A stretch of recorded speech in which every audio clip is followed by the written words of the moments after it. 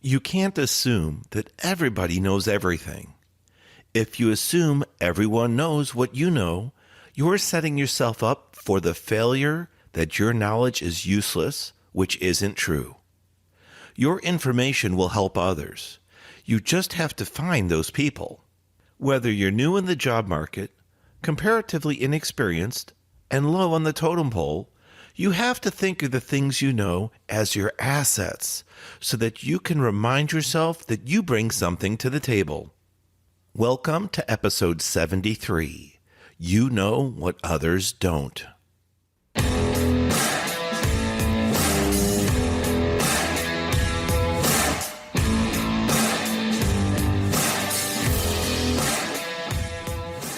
Thanks for tuning in to episode 73. You know what others don't. I'm your host, Craig Ansell, and this is the Career Growth Made Easy podcast. You may think that everybody knows what you know, that it's common knowledge, or not that special. That's not the truth. But if you do believe it, it can cause you to have a lower self-esteem, devalue yourself to the point that you allow for lowball pay offer rates. Put out the energy that you want to get back. Remember that your experiences and knowledge are unique and that you need to use them to your advantage. Today's episode is more of a self-check-in. How do you feel about where you are in your life with your career? Do you recognize your adapted skills, the knowledge and experience that you've acquired? Sometimes it's necessary to just stop and do an inventory. I bring this up because that is exactly how one of my students felt when she began working in a contractor position. She's a recent college graduate. That's something not to be ignored, but rather something to be celebrated, especially in this day and age. With our continued worldwide bout with COVID, she kept her head down and nose to the grindstone and persevered until the finish line. Now back to her contractor position, working in social media and digital content creation. I think it's important to be proud and confident of the knowledge, skills, and experience that you've gained, regardless if you're just starting out or have years of work experience under your belt. There's a fine line, though, between confident and cocky. Be aware of being too proud. You might come across as a know-it-all or someone that's standoffish. That's not what today's episode is about. This self-check-in is to recognize and appreciate your specific skill set that you possess, and also how to adapt with different customers or in different work environments. Once you start to see the values you possess, you're partway there. The next step will be to evaluate your customers, clients, or roles that you serve. What type of communication do you have with them? When you do communicate, do you pick up on their needs and align with what you can offer them? Do you attempt to not only solve their problem, concern, or task, but do you look at going above and beyond? This is where an inquisitive spirit and strong communication skills come in handy. If you've been listening to the podcast for some time, you've heard me say that communication can be as much as 90% of our day. And the rest of it, well, that's our actions. Now, that might sound funny, but stop and think.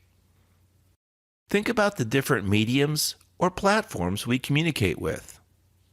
In person, phone, email, text, chat, virtual meetings. Now, let's expand on how we communicate. Our body language, word choice, speed with which we speak, clarity, tone, volume, and emphasis all play vital roles. However, none of these points matter if you can't recognize them when you're on the receiving end. That's where strong emotional intelligence comes into play. But before you can apply emotional intelligence, you need to know how to simply stop speaking and listen.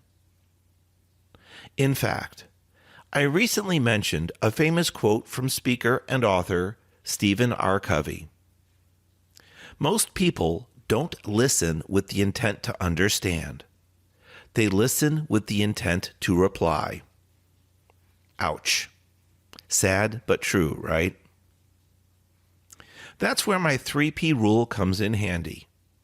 And the 3P rule powerfully placed pauses. Now, I have a number of episodes that I'll throw in the show notes if you want to learn more about my 3P rule and emotional intelligence. But I'll cover the basics during this episode. From there, it comes down to knowing what you do possess and what you don't. You need to define the gaps, the areas you need improvement with. Now, starting out in the job market can lead to many questions. It may even seem like there's so much to learn. To gain experience, it can be overwhelming. But don't worry, you don't need to learn it all now. There's an old expression, drinking from a fire hose, meaning the information is coming so fast that you're drowning. At times that can happen when you're new into a role, or you switch positions in your company and need to get up to speed. But that pace shouldn't last long, and it shouldn't be frequent. If you're feeling this way all the time, you may want to reevaluate your situation. But back to any potential skill gaps you have. Using your newly acquired 3P knowledge, powerfully placed pauses, try listening a little better when someone is speaking. Pick one or two key points they state as areas you will pause on, reflect, and respond to. This will naturally deepen your connection with the speaker. It can lead into new areas of discussion and potentially new opportunities. From there, it can help you focus on what you will continue to provide in the form of your new job role and what areas you want to focus on improving or growing with. Going back to the title, You Know What Others Don't. You should celebrate your knowledge, your accomplishments, the experience that you have, regardless of how little or how great. Don't assume others know what you do. Also, respect what others know. See how you can blend your knowledge, your experience, and your skill base to help others. Yes, you need to serve your primary job role and get your tasks and job description completed correctly. But there are ways that you can, with careful listening, provide additional value. In doing so, putting on your 3P hat and a little bit of emotional intelligence growth, which really comes into strong interpersonal communication skills, you'll be able to start picking up on other opportunities and maybe open positions or tasks that are sitting out there waiting that you might be a good fit for. Now, if you're not a good fit today, that's all right. You may be in the future, because keeping your 3P, powerfully placed pauses, and emotional intelligence hat on will help you hear, see, and find new opportunities. Now, if you're sitting at your current role saying, Craig, I already have plenty to do. I am that person drinking from that fire hose. Hey, I get it. I've been there and done that, and it's not fun. I understand. Try to figure out why that fire hose is running full blast. Is there something you can do to minimize the information flow coming to you or the workflow coming to you? What are the specific areas that you're challenged with or overwhelmed with? Is there some type of repetitive task that can be automated? Is there something that someone else in your group is better skilled at or more knowledgeable of that maybe they could help you with part of that workload, at least temporarily? Or have you noticed some type of problem or process situation that seems broken, like a missing link? If something doesn't make sense and it's causing you extra workload, think about it. Potentially talk to a peer, coworker, or supervisor. Now, if you choose to go that route, I've said to always do it respectfully and cautiously. You want to appreciate the position that you have so as not to come across offensive or attacking, but you also want to recognize with your knowledge and your experience, you've identified something that could be questionable, something that might need repair or corrective action. It might be that that company has been accepting that problem or concern, that process issue for quite some time and didn't know it existed or just made an assumption that it needed to happen. Having a questioning attitude, using the knowledge, skills, and education that you've acquired can help with those things. So remember, what you know is unique to you. There are other people out there that do similar or same jobs as you, regardless of what industry, what length of experience you have in the job force, or what level of education. But each of us brings a specific skill set and tool set to the table. Think about yours. Take time to pause and reflect. Figure out what you know. Those would be your strengths. Think about some areas that you're struggling with, either personally or professionally, and those would be your weaknesses. Using your 3P, powerfully placed pauses, and emotional intelligence knowledge, you can look for opportunities. They may come out and be more obvious to you once you start listening a little bit differently.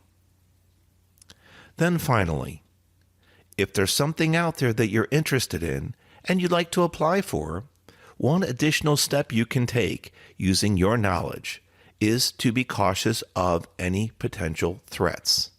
Now, what I mean by threat is that let's say there's a position coming up that you overheard and you'd like to apply for.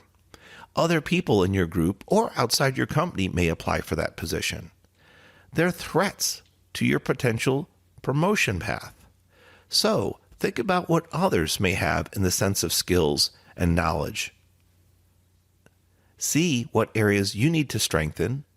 See what areas of weakness you have that maybe would conflict with the role, and work on those.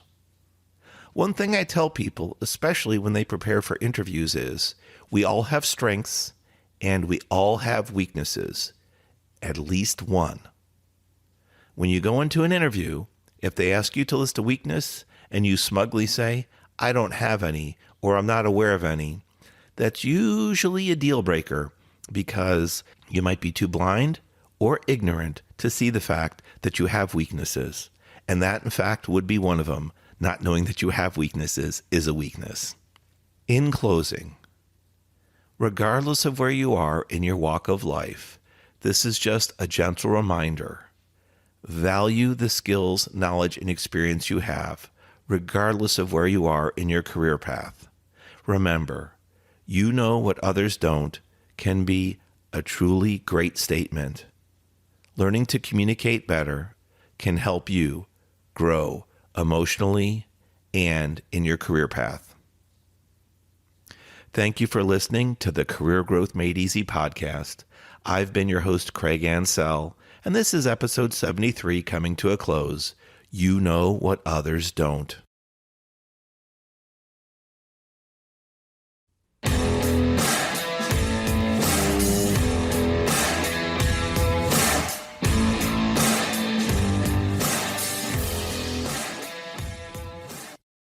Thanks for watching. If you've enjoyed this episode, be sure to subscribe to our channel.